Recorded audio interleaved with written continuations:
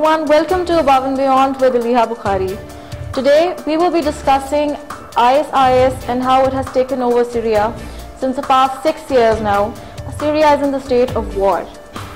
Over 220,000 people of Syria have been killed and about 1 million more are wounded. The United Nations Refugee Agency, UNHCR, says Syria is now the biggest humanitarian emergency of our era. Around 4 million people have fled abroad, with 1.5 million taking refuge in the neighboring Lebanon. Syria's GDP has dropped by nearly $120 billion. 83% of light has gone out, and 4 out of every 5 Syrians live below the national poverty line.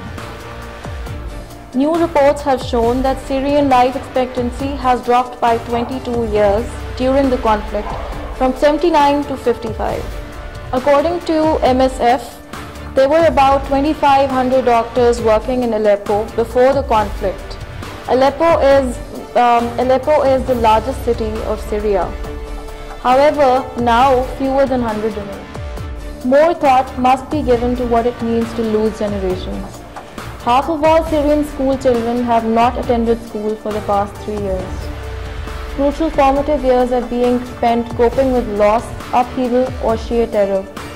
Neighboring host countries, especially Lebanon, are terrified of the consequences of their Syrian guests becoming politicized. Inside Syria, more than 7 million people have been displaced, and the UN says around 60% of the population now lives in poverty. The country's infrastructure has been decimated, the currency is in free fall, and according to economists, the economy has been set back by 30 years. Now we're going to talk to Bushra, who's actually a resident of Syria, and we're going to get to know what the people of Syria have to say about the living conditions over there and how they are residing over there.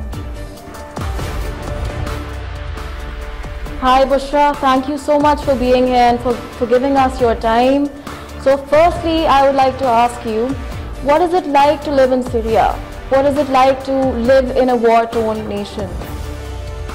To be 20 living in a war-torn country could be kind of challenging. We live day by day, hoping for a better tomorrow, unaware of the unknown future. One day you feel optimistic and the other you just feel completely shut down and disappointed. From 4 years till now, we went 20 years back in time. Prices of essential merchandise are running high. The electricity situation is tragic, and sometimes it can be hard to get to university, schools, or even work because of the aimless grenades. So many people left their houses because of this situation, and nevertheless how people got numb to the death idea because of the huge number we've lost in the past couple of years. I really hope that one day this tragedy would come to an end, and that one day is soon. Alright, so tell me, is it safe for girls to go out alone, or do they have to be accompanied by family?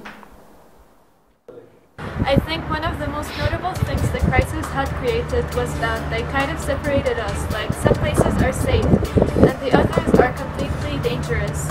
In Damascus, the capital, for example, you can go out as a girl normally, there's no threat on you. But in the rural areas around Damascus, it's dead dangerous to go out with or without your family. Syria is facing some serious crisis. If you get the chance to move abroad, will you? I would never think of going as a refugee anywhere because it's pretty dangerous, not guaranteed, and you don't get treated well. To me, it's worse than staying in a war-torn country. But if I had the chance to travel in the right conditions and I know exactly where I'm going and what I'm going to do, I would. I don't think anybody would miss such a chance. As a Syrian, what impact will the Saudi invasion of Yemen bring in the region? It will only create more and more problems in the region. I think it's such a grief as Arabs to be fighting each other instead of getting our facts straight, knowing who the real enemies are and fighting them. In fact, it makes me feel disgusted how Arabs can easily be deceived and manipulated, because if it ever happened and we came as one, we could be one. Maybe I shouldn't start to talk about this because I won't finish. ISIS is just giving Islam a bad name and reputation all over the world. Islam is not like that and won't ever be like that.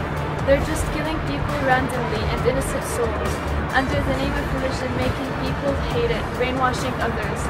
I don't think there's anything worse than that. If they kept on multiplying and getting stronger, they can only be a huge threat on all the world. Thank you, Bushra, for your time. Thank you for having me, Cambiar News.